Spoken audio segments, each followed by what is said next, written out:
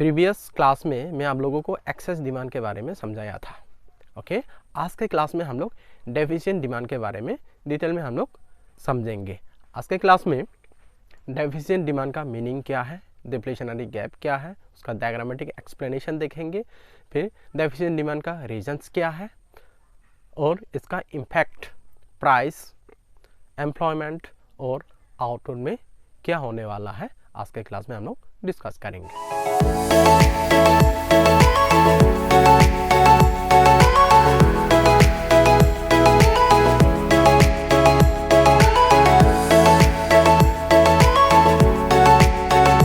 Deficient demand का meaning देखिए। Deficient demand is a situation when current aggregate demand is less than required aggregate demand to achieve full employment equilibrium. Full employment equilibrium achieve होने के लिए जैसे diagram में आप देखिए, ये जो एडी दिखाई दे रहा है आप लोगों को, ये है क्या, required aggregate demand full employment achieve होने के लिए। एग्रीड डिमांड ये है हम लोगों का करंट एग्रीड डिमांड, ठीक है। जब हम लोगों का करंट नहीं है, ये रिक्वायर्ड एग्रीड डिमांड है एडी। जब हम लोगों का current aggregate demand required aggregate demand से कम होता है,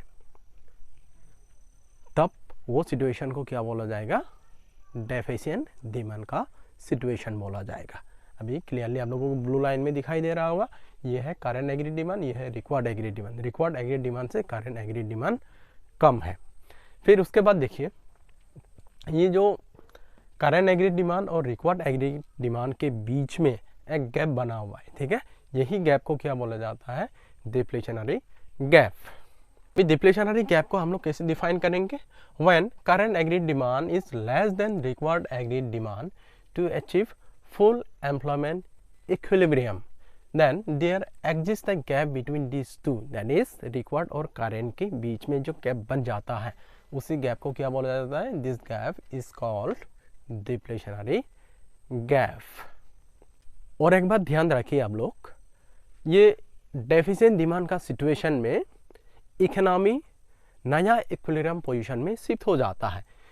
क्यों? क्योंकि इकोनॉमी अभी देखिए कहाँ में एग्रीड डिमांड और एग्रीड सप्लाई बराबर होता है, ये पॉइंट में। अभी इकोनॉमी कितना सप्लाई करेगी, इतना ही सप्लाई करेगी, क्योंकि डिमांड इतना हो रही है। तो अगर इकोनॉमी को इक्विलिब्रियम में होना है तो सप्लाई भी कम करना होगा, तो इसलिए नया इक्विलिब्रियम पोजीशन में शिफ्ट हो जाता है ये डेफिशिएंट डिमांड का सिचुएशन में। लेकिन एक्सेस डिमांड का सिचुएशन में इकोनॉमी का इक्विलिब्रियम पोजीशन शिफ्ट नहीं होता है, फुल एम्प्लॉयमेंट इक्विलिब्रियम सिचुएशन में रहता है इकोनॉमी। ये बात ध्यान रखिए। एक्सेस डिमांड का सिचुएशन में इकोनॉमी अचीव करता है फुल एम्प्लॉयमेंट इक्विलिब्रियम, ठीक है। और ये डेफिशिएंट डिमांड का सिचुएशन में इकोनॉमी कैसा टाइप ऑफ इक्विलिब्रियम अचीव करता है, अंडर एम्प्लॉयमेंट इक्विलिब्रियम अचीव करता है, क्योंकि ये अंडर एम्प्लॉयमेंट इक्विलिब्रियम है। इकोनॉमी का कैपेसिटी इतना है, लेकिन इकोनॉमी प्रोड्यूस कितना कर रहा है, इतना है। दैट इज हम लोगों का जो भी अवेलेबल रिसोर्सेज है, पूरा अवेलेबल रिसोर्सेज को हम लोग फुल्ली यूटिलाइज नहीं कर रहे। तो इसलिए कैसा टाइप ऑफ इक्विलिब्रियम अचीव करता है डेफिशिएंट डिमांड में, अंडर एम्प्लॉयमेंट इक्विलिब्रियम। अभी देखते हैं डेफिशिएंट डिमांड क्या कारण से क्रिएट होता है। अगर डेफिशिएंट डिमांड इकोनॉमी में क्रिएट हो जाता है तो इसका इफेक्ट जनरल प्राइस लेवल में, एम्प्लॉयमेंट में और आउटपुट में क्या इम्पैक्ट होगा।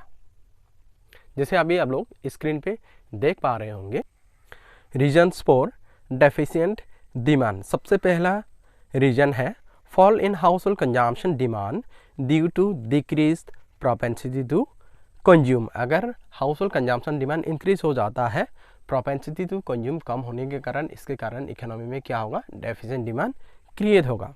फिर सेकंड रीजन हो सकता है fall in private investment demand because of lesser provision and availability of credit facilities. अगर क्रेडिट फैसिलिटीज अगर कम हो जाता है इकोनॉमी में, उसके कारण क्या हो जाता है, प्राइवेट इन्वेस्टमेंट डिमांड भी कम हो जाता है, जिसके चलते डेफिशिएंट डिमांड का सिचुएशन क्रिएट हो जाता है। उसके बाद आएगा रिड्यूस्ड पब्लिक या तो गवर्नमेंट एक्सपेंडिचर। अगर गवर्नमेंट एक्सपेंडिचर अगर कम हो जाता है, इसके कारण भी डेफिशिएंट डिमांड का प्रॉब्लम क्रिएट होता है। फिर उसके बाद है fall in demand for export. अगर हम लोगों का एक्सपोर्ट का डिमांड कम हो जाता है, उसके कारण भी डेफिशिएंट डिमांड क्रिएट होगा। Fall in supply of money, क्योंकि अगर पैसा ही नहीं रहेगा इकोनॉमी में तो उससे क्या होगा, लोगों का जो एग्रीड डिमांड क्या हो जाता है, कम हो जाता है, उसके चलते डेफिशिएंट डिमांड का सिचुएशन क्रिएट हो जाता है। फिर लास्ट जो रीजन है फॉल इन डिस्पोजेबल इनकम। अगर डिस्पोजेबल इनकम, अगर पॉकेट में पैसा ही नहीं रहेगा लोगों के पास, तो लोग कम डिमांड करेंगे, तो जिसके चलते इकोनॉमी में एग्रीड डिमांड कम हो जाता है और